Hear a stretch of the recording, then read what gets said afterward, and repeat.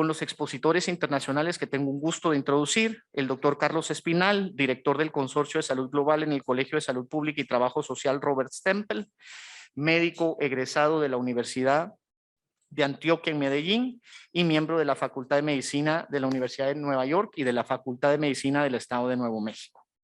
También el doctor Jaime Ordóñez, médico y máster en Economía de la Salud, doctorado en Epidemiología, investigador y profesor por más de 22 años en varias universidades de Colombia, Panamá y República Dominicana, en asignaciones de evaluación de tecnologías sanitarias, economías de salud e investigación, epidemiología y evaluación de riesgos para la salud. Así que con eso, bienvenidos a nuestro foro.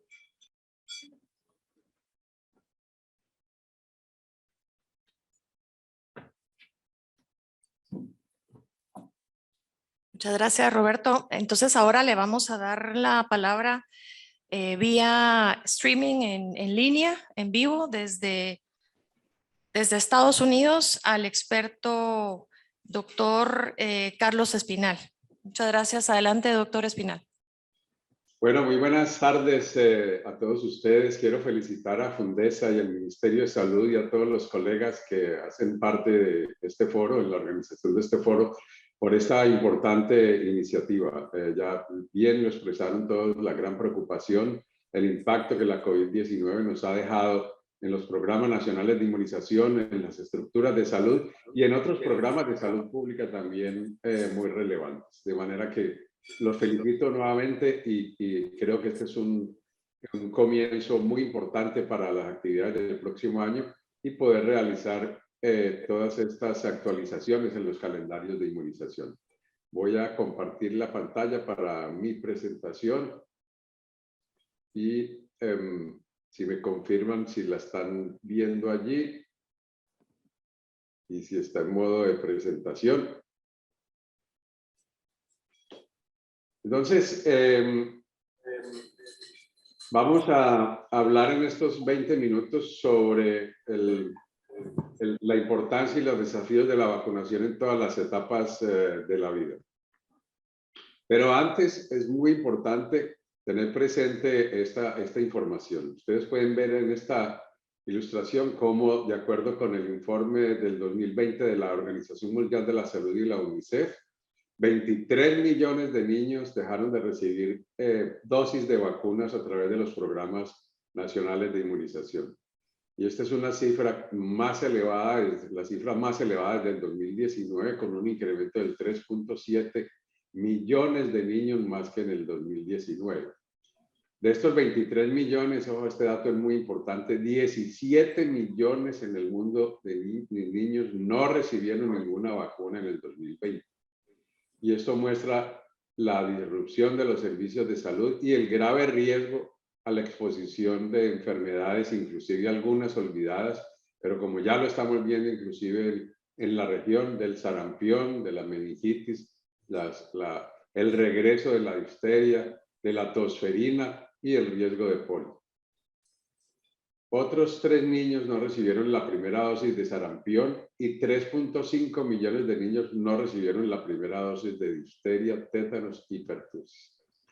De entre los países más afectados en el 2020 y 2019, tenemos ya en algunos de ellos, bueno, están India, Pakistán, Indonesia, pero podemos ver cómo México ya entra en este cuadro con 348,000 y 454,000 niños en el 2020 que no recibieron la primera dosis de vacunas combinadas de DPT.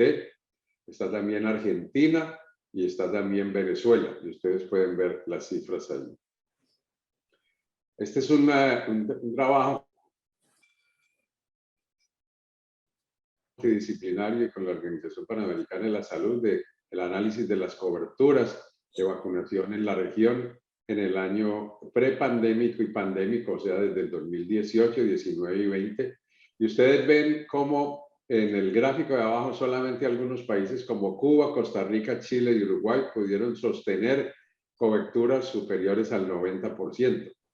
Pero los demás países ya venían con las coberturas bajas desde el 2018. Y el 2020 se acentuó mucho más. Ustedes pueden ver las comparaciones y pueden ver inclusive como Guatemala, aquí señalada, tenía 86% en el 2018 de coberturas para DPT, bajó a 85 y después bajó a 83 según los reportes oficiales. Pero hay países como México, Panamá, Salvador, Ecuador, Bolivia, Venezuela y Haití que tienen coberturas inclusive menores del 80%, también Paraguay y Brasil. Nada que esto representa un riesgo enorme para los niños. Y si tenemos estas disparidades en los países, dentro de los países esta disparidad es inclusive mayor.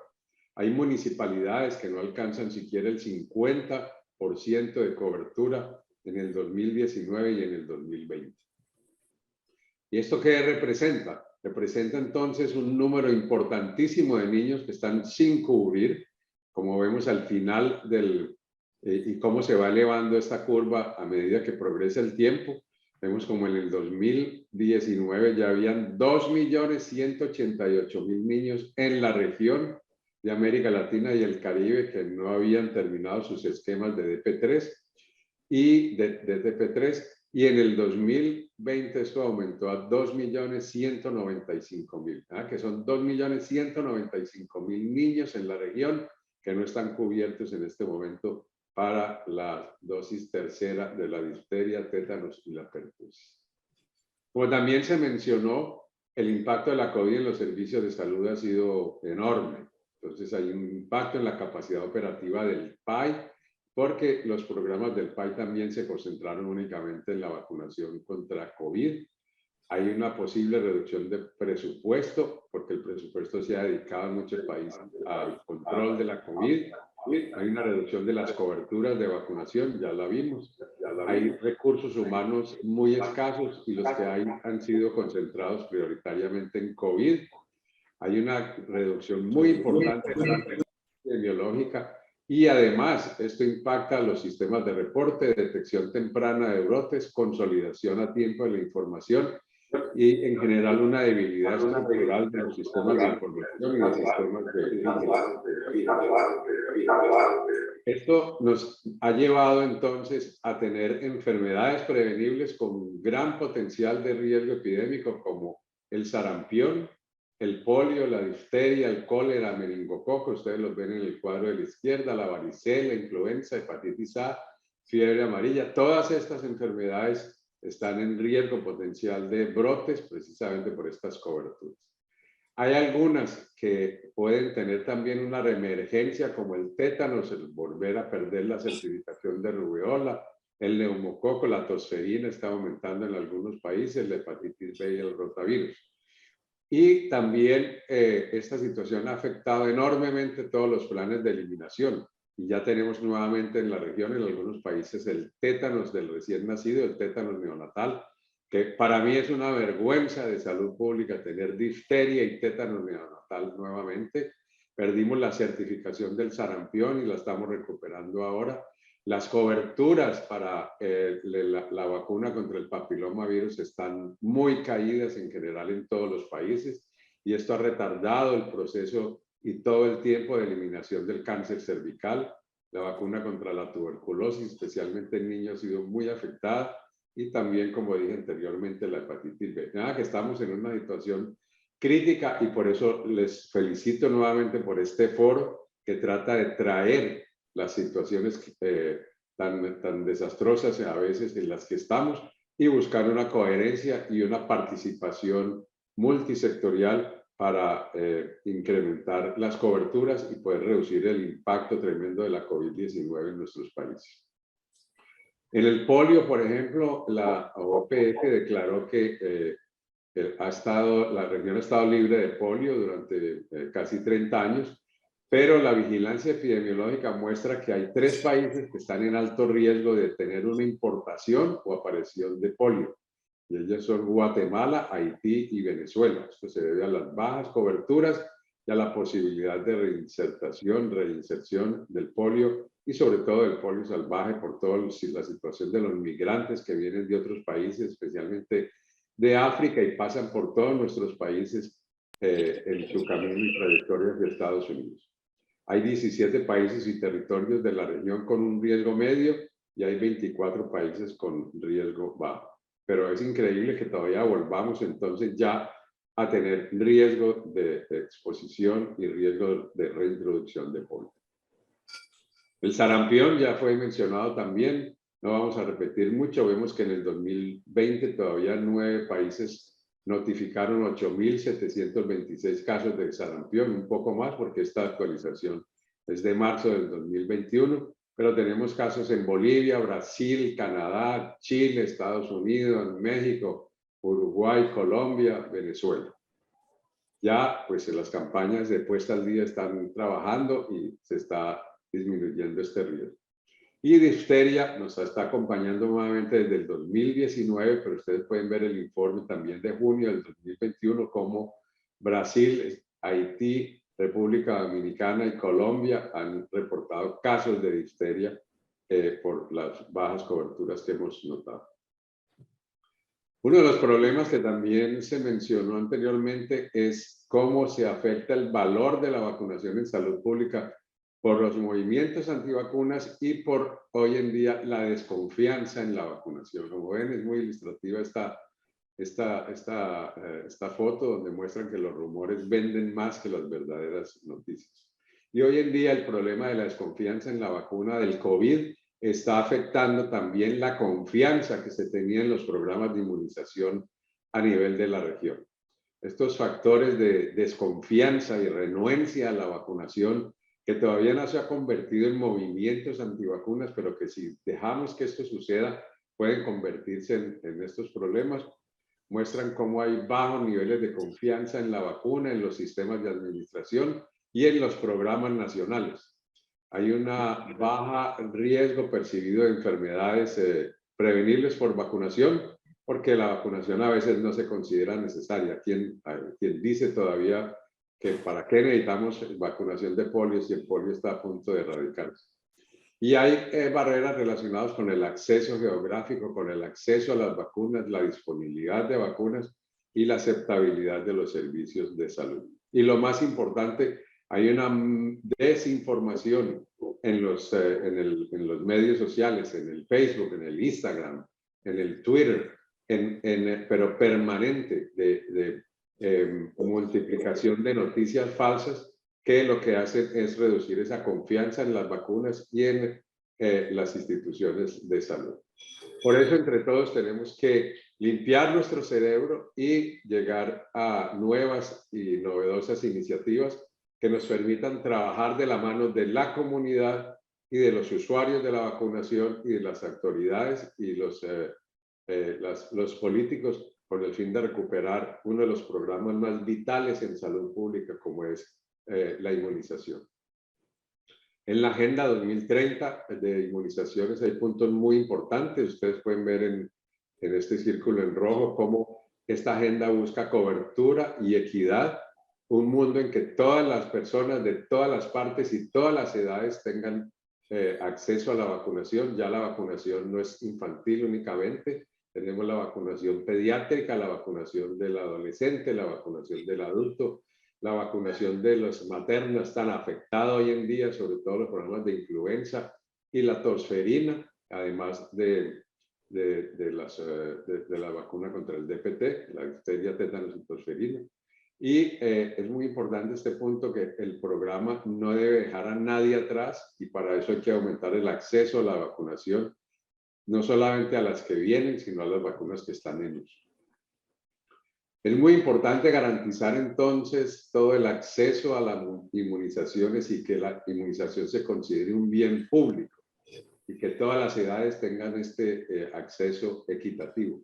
A medida que haya más vacunas disponibles, obviamente mejorarán los programas y los programas tendrán que responder a todos los importantes cambios demográficos mundiales. Recuerden que estamos en una transición epidemiológica y además una transición demográfica donde hay un crecimiento muy importante de la población de adultos y de adultos mayores. Y estos adultos mayores también requieren los programas de inmunización activos contra neumococo, contra influenza, contra el virus del zóster, etcétera, etcétera. Y estos datos también son muy importantes. A la derecha, en el 2010 a 2017, Miren cómo disminuyó la tasa de mortalidad en un 24% gracias en parte a la inmunización. La prevalencia de papilomavirus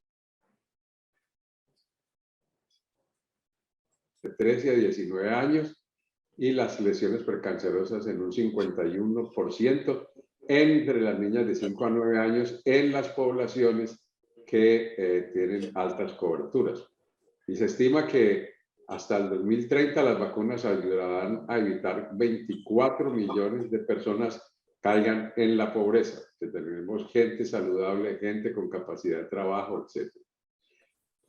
La relación de resistencia antimicrobiana y el uso de vacunas es también muy importante, y ustedes pueden ver aquí a la izquierda, arriba, cómo el uso de las vacunas, como la antineumocóxica conjugada, podría reducir hasta en un 47% el número de días de tratamiento de antibióticos, lo que equivale a 11.4 millones de días de tratamiento de antibióticos por año. También hay otras vacunas muy importantes como la influenza, que tienen un papel determinante en el uso inadecuado de antibióticos. La varicela es otra de ellas, y la hepatitis A.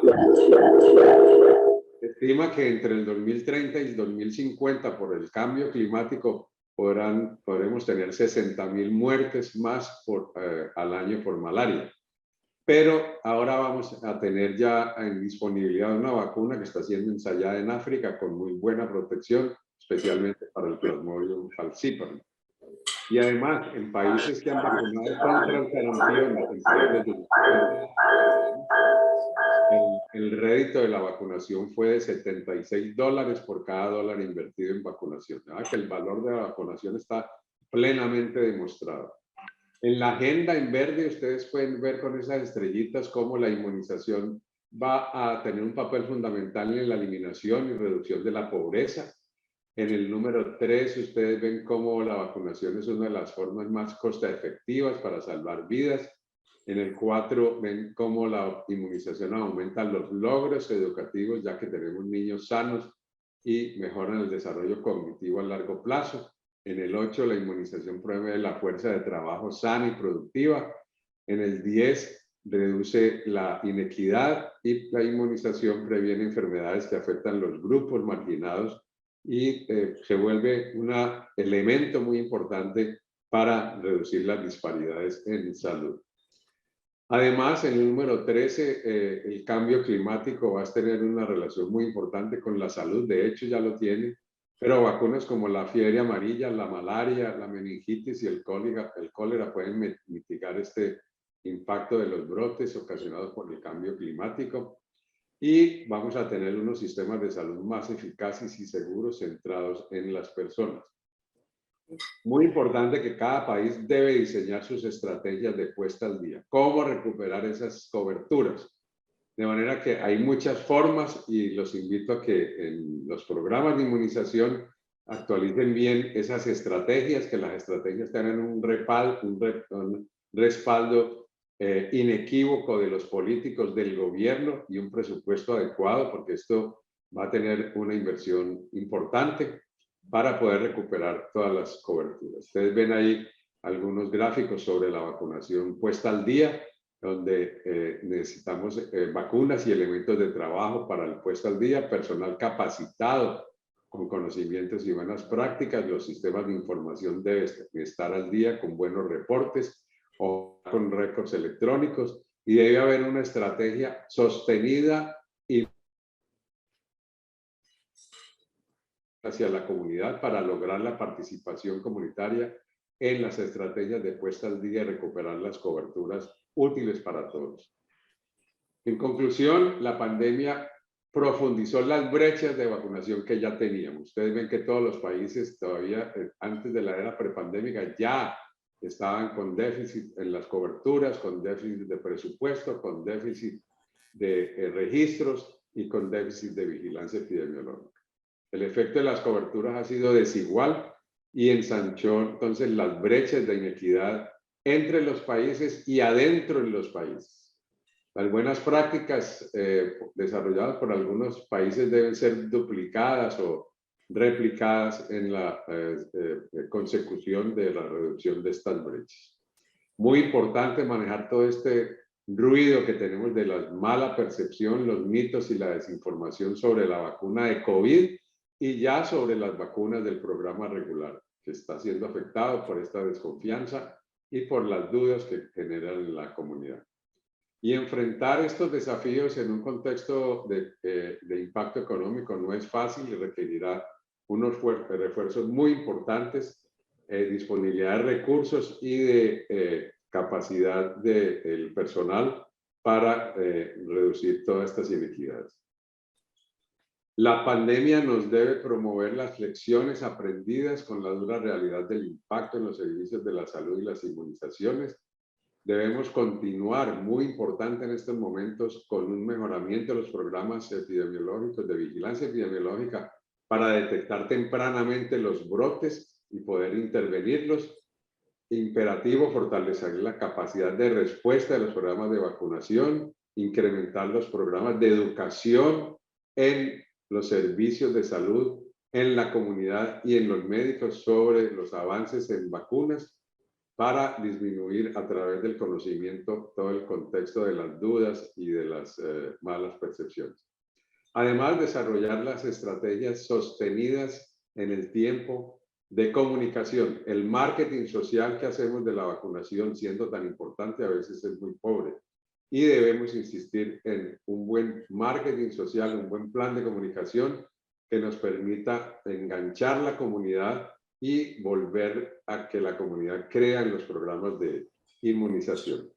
De manera que este es mi mensaje y nuevamente no me canso de felicitarlos a Fundesa, al Ministerio de Salud y a todos los socios estratégicos que van a hacer que el programa de vacunación sea sostenible, con nuevas capacidades, con nuevos técnicos y una visión amplia para cobertura de toda la población. De manera que muchas gracias a ustedes por este tiempo.